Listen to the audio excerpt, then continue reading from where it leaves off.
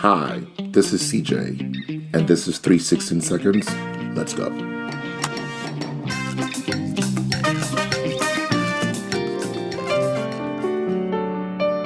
I have come to know from my experience of God that He is a God of principles. Many times as believers, we come to our God in petition, in supplication, hoping that for some reason He will circumvent His own principles to do us what we might consider a favor. And that is because we have no clear understanding of how God truly functions. And then when we don't get what we want from this ATM imaginary Santa Claus God that we've made up in our minds, we get upset with Him because, oh, I did this and God didn't come through for me, or I tried this and it didn't work, so God isn't real, or God doesn't answer prayers, or God has no idea what He is doing. The one who has no idea what he or she is doing is us. Because if we follow the principles of God, God is sure to give us the results that we want and even more. Remember, God is not a respecter of persons, and that's what makes His principles so amazing, such that if anybody, whether saved or unsaved, Christian, atheist, agnostic, if anybody would follow the principles that God has set in motion, they will receive the outcome that they expect, while we as believers groan and complain that we don't have the same things working for us. I have come to realize that many of us as teachers and as leaders in church, we have always taught the experience of what I did or what I didn't do, but we haven't focused the light on the principle that has guided us to the victories that we enjoy and we testify about. So the people who listen, the people who want to do the things that we have done, end up trying the same things that we claim we did, which truthfully might have worked for us, but then it doesn't work for them. And that is because we don't teach principles. The Word of God says, train up a child in the way that he should go, and when he grows, he won't depart from it.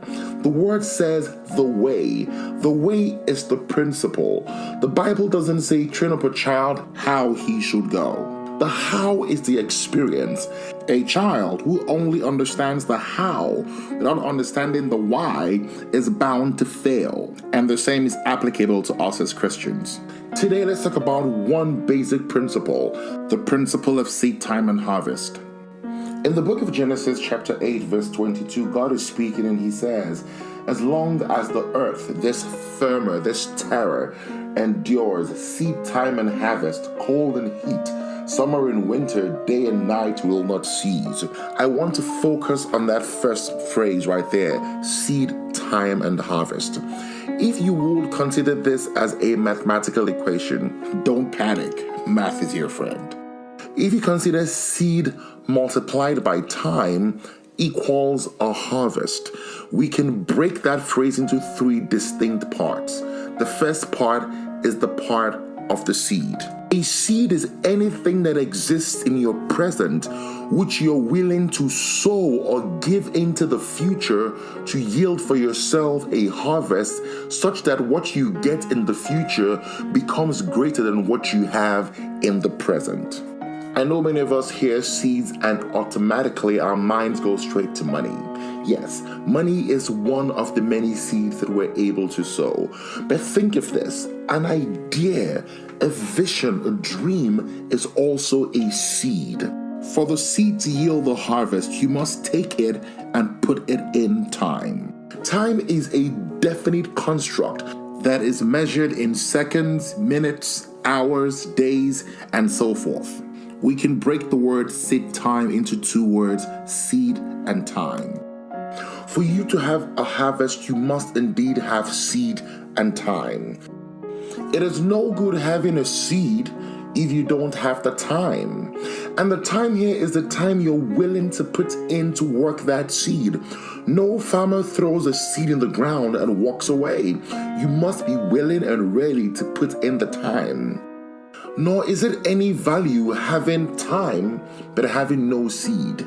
And I think many of us as Christians, we come to God and hope we can blackmail him because we're his children.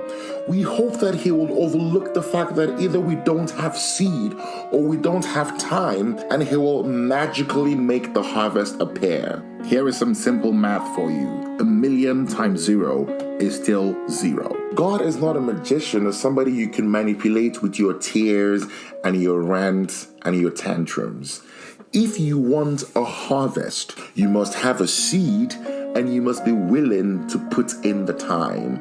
As a Christian who has obeyed the principle, God is able to take that seed you've sown and the time you've invested and multiply it in a harvest that is sure to exceed whatever expectations you had. And that, my friends, is the concept of unmerited favor, which we know as grace.